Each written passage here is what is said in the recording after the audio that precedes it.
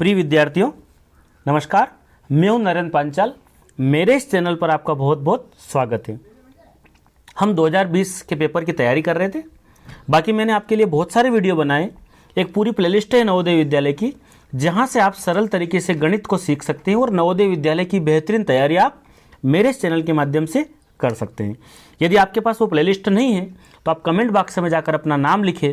मैं आपको उस प्लेलिस्ट की लिंक आपको सेंड कर दूंगा, ताकि आप जो बेसिक वीडियो उन सभी वीडियो को आप देख लें। इस चैनल पर आपको एक सरल तरीके से समझाने का पूरा प्रयास किया गया है।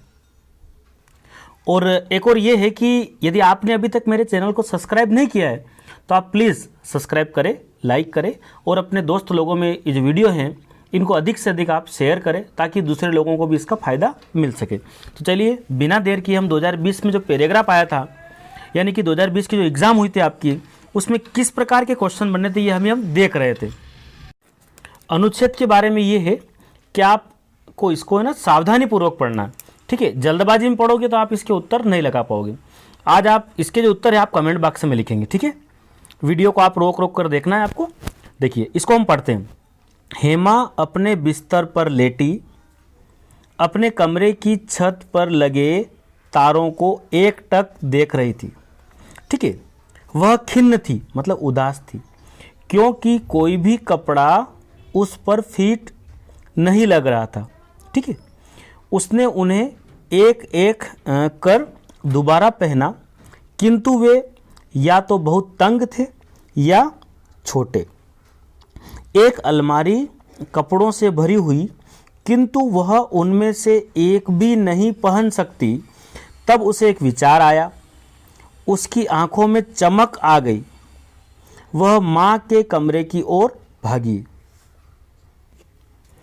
उसने कहा, मां मुझे नए कपड़े चाहिए। किंतु तभी जब मैं अपने सारे पुराने कपड़े दान कर दूं।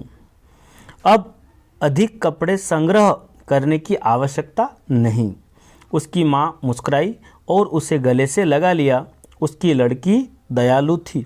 तो संग्रह का मतलब क्या होता? इकट्ठा करना, कलेक्ट करना, ठीक है। तो ये भी आपको समझ में आ गया वो पैराग्राफ जो हमने पढ़ा। तो इसको आपको 2 बार पढ़ना, 1 बार पढ़ना है ना। 1 बार पढ़ने से क्या होगा कि ये पूरी तरह समझ में नहीं आएगा आपको। इसे पैराग्राफ को आपको एग्जाम में कम से कम 2 बार, आप 3 बार आप पढ़ेंगे, 2-3 बार, तो आपको सारी चीज़ें क्लियर हो जाएगी इसमें क्या क्या पूछेंगे। अब यहाँ पहला क्वेश्चन आपसे ऐसा पूछा गया है। देखिए ऐसा पूछा है, हेमा अपने बिस्तर पर लेटी थी क्योंकि वह थक गई थी, तारे देखना पसंद करती थी, सोच रही थी कि क्या पहना जाए, और यहाँ लिखा आलसी लड़की थी। तो अपने पूरे पैराग्राफ जो पढ़ा ना हमने, इस पैराग्राफ में क्या था? सोच रही थी कि क्या पहना जाए, यही था ना, ठीक है। तो यहाँ पर इस प्रकार पैराग्राफ आप पढ़ेंगे तो आपको समझ में आ जाएगा। देखो फिर पूछा है, वह कोई भी कपड़ा नहीं पहन सकी क्योंकि वो फैशन के अनुसार नहीं थे, तो ये वाला ऑप्शन नहीं होगा। बहुत रंगीन थे, ये भी कहीं नहीं लिखा हुआ मिला है। उसे पता नहीं था कि क्या पहनना है, ये भी नहीं था। कपड़े उसे फिट नहीं बैठे, तो यहाँ ऑप्शन नंबर 4 ये वाली बात है। क्योंकि जो वो बोल रही ना कि जो मेरे जो कपड़े हैं ये बिल्कुल तंग हैं और छोटे हैं, तो कपड़े उसे फिट नहीं बैठे, ये वाला ऑप्शन यहाँ पर सही होगा। देखिए संग्रह क्या लिखा है? संग्रह का समानार्थक शब्द, समानार्थक का मतलब बिल्कुल समान अर्थ रखने वाला शब्द कौन सा? संग्रह जैसा क्या है? तो इकट्ठा करना यही है ना। बांटना अलग है, साझा करना ये भी अलग है, उपहार देना ये भी, लेकिन इकट्ठा करना, संग्रह का मतलब होता है इकट्ठा करना। इस पैराग्राफ के अनुसार हेमा जो है वो कैसी है? लालची है? नहीं है ना। दानी है, वो दान करने वाली, कपड़े को दान करने का बोल रही ना। ये स्वार्थी ये भी नहीं है, और कृपण ये भी। तो यहाँ क्या होगा? ये उत्तर होगा आपका। दान करना, इसका विपरीतार्थक, विपरीत अर्थ वाला ये शब्द पूरा जो है ना, विपरीत माने उल्टा पूछा है। दान करना मतलब किसी को कोई चीज़ अपन डोनेट करते ना, दान करते हैं, तो सौंपना ये भी नहीं होगा, बांटना ये भी नहीं होगा, खर्च करना ये भी नहीं होगा, लेना है ना, देने, दान करना मतलब देना किसी चीज़ को, तो यहाँ पर उत्तर होगा किसी चीज़ को वापस लेना। तो पैराग्राफ इसी टाइप के आते हैं, ठीक है। लेकिन हर बार पैराग्राफ अलग अलग होते हैं, सेम टू सेम नहीं आएंगे। तो हम देख रहे हैं कि इस पेपर में कैसे पूछा था हमसे, ठीक है। आप सारे पेपर को आप देख लें, सारे पेपर की जो मैथ्स है वो कर लें, सभी पेपर जो पुराने पिछले सालों के पेपर है ना, वो भी आपको PDF के रूप में अवेलेबल हो जाएंगे। ठीक है, देखिए पर्यटन मनोरंजक और शैक्षिक दोनों ही होता है। पर्यटन का मतलब घूमना है ना, ठीक है, अपन किसी उद्देश्य से, स्कूल से या परिवार के साथ अपन घूमने जाते हैं ना, तो पर्यटन तो मनोरंजक भी होता है और शिक्षा के लिए भी होता है। इसे सदा ही शिक्षा का महत्वपूर्ण अंग माना गया है। ठीक है, अब यूरोप की बात हो रही है। यूरोप में किसी नव युवक को, मतलब किसी व्यक्ति को तभी पूर्ण शिक्षित माना जाता है, यानी कि पूरा पढ़ा लिखा माना जाता है, जब वह यूरोप के बहुत से देशों में भ्रमण कर चुका हो। भ्रमण का मतलब घूम चुका हो। प्राचीन भारत में भी हमारे ऋषि जो है वो पर्यटन के महान मूल्य को समझते थे, है ना। प्राचीन काल में जो ऋषि मुनि है यात्रा करते थे, पर्यटन को जो महान मूल्य को समझते थे। उन्होंने इसे सबका पवित्र कार्य बना दिया। वे भारत के विभिन्न भागों में स्थित तीर्थ स्थलों में घूमे, है ना, तीर्थ स्थानों पर ऋषि मुनि घूम रहे थे। इससे भारतीयों में एकता की भावना को प्रोत्साहन मिला। ये एक पैराग्राफ आया और काफ़ी छोटा पैराग्राफ है। अब इसके भी 5 क्वेश्चन हैं जिनको आपको हल करना है। देखिए क्या लिखा है, पैराग्राफ के अनुसार ही उत्तर देना है।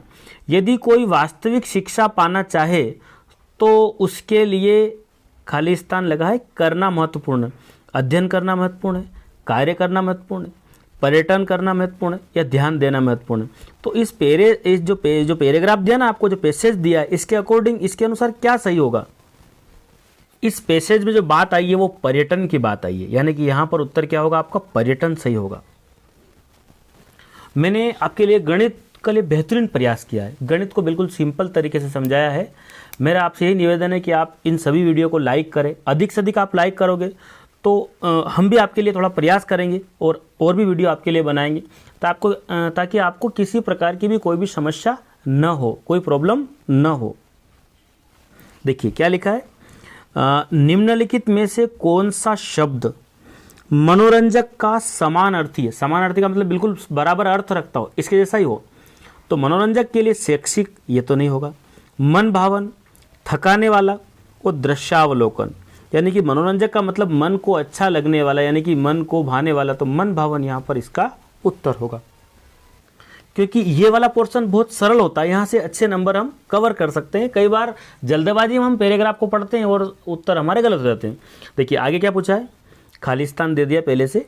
स्थानों की यात्रा करना प्राचीन भारत में पवित्र समझा जाता था। बताइए, प्रशिक्षण तो नहीं होगा, शहरी भी नहीं होगा, व्यापारिक नहीं। तीर्थ स्थानों को किसको पवित्र किसको माना गया था प्राचीन काल में, तीर्थ स्थानों की यात्रा करना प्राचीन भारत में पवित्र माना जाता था। तो ये वाला ऑप्शन होगा आपका तीर्थ यहाँ पर। फिर क्या है अगला, लोग यदि अधिक खाली स्थान करे तो उन्हें दूसरों के साथ एकता का अनुभव होता है। क्या करे, तो इस पैसेज के अनुसार बातचीत करे नहीं, प्रश्न नहीं, पर्यटन करे। क्या करे, पर्यटन करे, है ना। एक स्थान से दूसरे स्थान पर जाएं तो इसको बोलते हैं पर्यटन करना। ठीक है, लोग यदि अधिक पर्यटन करें तो उन्हें एकता का अनुभव होता है। देखिए, ऋषि वह व्यक्ति है जो क्या होता है, विद्वान होता है, चतुर होता है, धूर्त होता है, स्वतंत्र होता है। विद्वान का मतलब बिल्कुल एक प्रकार का ज्ञानवान व्यक्ति होता है, तो ऋषि वह व्यक्ति होता है जो विद्वान होता है। ठीक है, इसी प्रकार अनुच्छेद 3 है आपके पास यहाँ पर। तो मेरा ये कहना है कि आप किसी भी वीडियो को देखें तो आप उसको पूरा देखें, तभी आपको समझ में आएगा। आप किसी भी चैनल को फॉलो कर रहे हैं तो उसको पूरा आप अच्छे से फॉलो करें, ताकि जो चैनल पर जो काम कर रहा है व्यक्ति वो आपके लिए अच्छी मेहनत करेगा, अच्छा प्रयास करेगा। तो मेरा यही है कि आप नवोदय की तैयारी कर रहे हैं और पूरे मन से कर रहे हैं तो आप अधिक से अधिक प्रैक्टिस करें और सभी वीडियो को देखने का प्रयास करें। और अपनी कोई भी प्रॉब्लम हो तो आप कमेंट बॉक्स में ज़रूर लिखें। तो अनुच्छेद 3 हम पढ़ते हैं। प्रतिवर्ष करोड़ों रुपये और असंख्य जीवनों की हानि के लिए आग को दोष दिया जाता है ना। प्रतिवर्ष कितने रुपए, करोड़ों रुपए, और कई सारी जिंदगी जो नुकसान होता है उसके लिए आग को दोष दिया जाता है। अग्निशमन करता मतलब कौन है, ये आग को बुझाने वाले लोग होते हैं ना, उनको बोलते हैं अग्निशमन करता। चोट और हानि से लोगों की और उनकी संपत्ति की रक्षा करने में सहायक होते हैं। कौन, ये अग्निशमन करता। ठीक है, उन्हें जब भी कोई सूचना मिलती है हर बार वे अपनी जान हथेली पर लेकर प्रस्तुत रहते हैं। जब भी काम पर हो तो अग्निशमनकर्ता को किसी भी आपदा के घटित होने पर कुछ ही मिनटों में तैयार होकर प्रस्तुत होना होता है ना। ठीक है। प्रत्येक अग्निकांड के स्थल पर एक वरिष्ठ अधिकारी नियंत्रण संभालता है और घटना स्थल पर मौजूद सभी लोगों को काम का आदेश देता है। कुछ अग्निशमनकर्ताओं होज पाइप को पानी के नल को से जोड़ते हैं, अन्य लोग होजों तक पानी भेजने के लिए हाथों से पंप चलाते हैं। अग्निशमनकर्ताओं के दल ऊंची जगहों पर पहुंचने के लिए सीढ़ियों का उपयोग भी करते हैं। तो एक पैराग्राफ था ये पूरा, आपको मैंने पहले ही बोल चुका हूँ, मैं 2 से 3 बार पढ़ें, क्योंकि आप जब एग्ज़ाम देने जा रहे हैं तो आप वहाँ क्वालिफाई कैसे होंगे, जब पूरा पेपर आप अच्छे से सोल्व करेंगे तब। तो यहाँ पर पहला क्वेश्चन है, अग्निशमनकर्ताओं के बारे में क्या सत्य नहीं है, क्या बात सही नहीं है। ये बहादुर होते हैं, वे बहादुर होते हैं, वे प्राय अपने जीवन को खतरे में डालते हैं, वे अपने जीवन पर कभी कोई संकट नहीं आने देते, या उन्हें उच्च प्रशिक्षण मिला होता है। इन ABCD में से कौन सा ऑप्शन सही है, ये आप इसका उत्तर आप मुझे कमेंट बॉक्स में देंगे, तभी मैं समझूंगा कि आपने वीडियो को ध्यान से देखा है। किसी अग्निशमनकर्ता को आग बुझाने के लिए तैयार होना पड़ता, मिनटों में, घंटों में, दिनों में, सप्ताहों में। तो कुछ ही मिनट में तैयार होना पड़ता ना, हमने पैराग्राफ में पढ़ा था कि कुछ ही मिनट में वो तैयार होकर प्रस्तुत होते हैं किसी भी आपदा के समय। तो यहाँ ये उत्तर होगा। क्वेश्चन है, अग्निशमनकर्ता जान हथेली पर लेकर प्रस्तुत रहते हैं, इसका क्या मतलब है, क्या अर्थ है। वे एक पंक्ति में खड़े रहते हैं, नहीं, वे आग बुझाते हैं, ठीक है, लेकिन यह जान हथेली का लिखा है। वे अपना जीवन संकट में डालते हैं, वे पंप से होज पाइप को जोड़ते हैं, नहीं, ये है महत्वपूर्ण। यहाँ पर जान हथेली पर लेकर प्रस्तुत होना मतलब अपने जीवन को संकट में डालते हैं, ये ऑप्शन होगा यहाँ पर। फिर है, अपने हाथों से चलाने का क्या अर्थ है, किसी व्यक्ति से काम लेना, अपने हाथों से काम करना, किसी मशीन का उपयोग करना, अपने शरीर का उपयोग करना। तो यहाँ पर होगा अपने हाथों से काम करना। देखो फिर क्या लिखा है, घटित होना का अर्थ वही है जो किसका, तो आना नहीं होगा, बुलाना, आग लगाना, लगाना भी नहीं, होना। क्या आएगा, ऑप्शन नंबर यहाँ पर बी होगा। घटित होने का मतलब है किसी भी कार्य का होना। इसी प्रकार आपका अनुच्छेद 4 है यहाँ पर, चुस्त और स्वस्थ रहने के लिए आपको शारीरिक रूप से सक्रिय रहना आवश्यक है। ठीक है, स्वस्थ रहने के लिए आपको शरीर से क्या रहना पड़ेगा, एक्टिव रहना आवश्यक है, सक्रिय रहना आवश्यक है। नियमित मतलब रेगुलर, नियमित शारीरिक सक्रियता से भार बढ़ना, हृदय रोग, कैंसर, मानसिक रोग, मधुमेह और गठिया जैसे गंभीर रोगों से सुरक्षित रहते हैं। ये बीमारियां होती नहीं है। निष्क्रिय, किसी प्रकार की कोई भी समस्या होने पर, यह मेरा व्हाट्सअप नंबर है, आप इस पर जो है इस पर आप अपनी समस्या टाइप करके लिख सकते हैं, व्हाट्सअप कर सकते हैं, मैं इसको आपको जवाब दे दूंगा। निष्क्रिय, जीवन शैली से जुड़ी स्वास्थ्य समस्याओं के खतरे को कम करने के उपायों में सर्वश्रेष्ठ है। नियमित रूप से साइकिल की सवारी करना, ठीक है, साइकिल चलाना स्वस्थ, न्यून आघात वाला व्यायाम है जिसका आनंद छोटे बच्चे से लेकर बड़ी उम्र के प्रौढ़, जो बड़े होते हैं ना, तक सभी उठा सकते हैं। यह आनंददायक, सस्ती होने के साथ साथ पर्यावरण के लिए भी अच्छा है। काम पर आने या दुकान पर जाने के लिए इसकी सवारी करना समय की सर्वाधिक बचत करने वाला उपाय है, जिससे नियमित व्यायाम को दैनिक गतिविधियों से जोड़ा जा सकता है। उसके बाद लिखा है आवागमन, यानी कि आना जाना, मनोरंजन या खेल के लिए प्रतिदिन 1 अरब जो है लोगों के द्वारा साइकिल का उपयोग किए जाने का अनुमान है। 1 अरब लोग उपयोग करते हैं। भार घटाने, वजन घटाने के लिए, भार घटाने के लिए साइकिल चलाना एक अच्छा उपाय है। इससे मांसपेशियों का निर्माण होता है और शरीर की जो वसा है, यानी कि जो फैट है शरीर का, वो जलती है। शोध यानी कि रिसर्च ने, शोधों ने संकेत किया है कि प्रतिदिन आधे घंटे साइकिल चलाने से हम 1 वर्ष में कम से कम 5 किलो अपना भार यानी कि वजन कम कर सकते हैं। तो ये जो पैराग्राफ मैंने पढ़ा है आप इसको अच्छे से एक बार फिर से पढ़ेंगे। अब देखिए 76 लिखा है, इसका एक क्वेश्चन है, अनुच्छेद का मुख्य उद्देश्य हमें खालिस्तान से लाभ बताता है, स्वस्थ रहने, साइकिल चलाने, भार कम करने, व्यायाम करने। तो 76 का जो उत्तर है वो आप कमेंट बॉक्स में 76 नंबर डाल के और आप ABCD लिखेंगे, ठीक है। 77 पे क्या लिखा है, जब लेखक ने कहा कि साइकिल चलाना पर्यावरण के लिए अच्छा है, इनमें कौन सा सही नहीं है, तो आप इन चारों को पढ़ेंगे। इन चारों में से जो ऑप्शन आपका उत्तर आपको सही लगे उसका आपको ABCD डालना है, यानी कि कौन सा 77 का कौन सा उत्तर सही है ये आपको बताना है। क्या क्वेश्चन है, जब लेखक ने कहा कि साइकिल चलाना पर्यावरण के लिए अच्छा है तो इनमें कौन सा सही नहीं है, कौन सी बात इनमें से आपको सही नहीं लग रही है, वो आपका उत्तर होगा। आप इसको पढ़ेंगे, वीडियो को रोक कर आप देख सकते हैं, ठीक है। चलिए आगे आपका 78 पर निष्क्रिय शब्द का विपरीत यानी कि विलोम पूछा है आपसे, उल्टा पूछा है, निष्क्रिय का विलोम कौन सा होगा।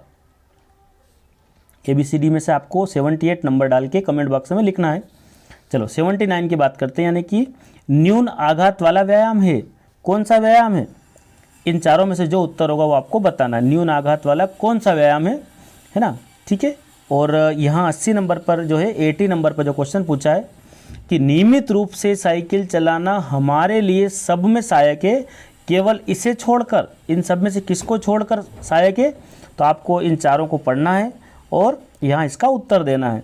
मैं उम्मीद करता हूँ ये आपको समझ में आया होगा, और बाकी के वीडियो जो मेरी प्लेलिस्ट में आप उन्हें ज़रूर देखें ताकि पेपर आपका सरल हो जाए, एग्ज़ाम में जाओ तो आप एग्ज़ाम में ज़रूर आप क्वालिफाई हो जाओ, आप पास हो जाओ। उम्मीद करता हूँ आपको समझ में आया होगा।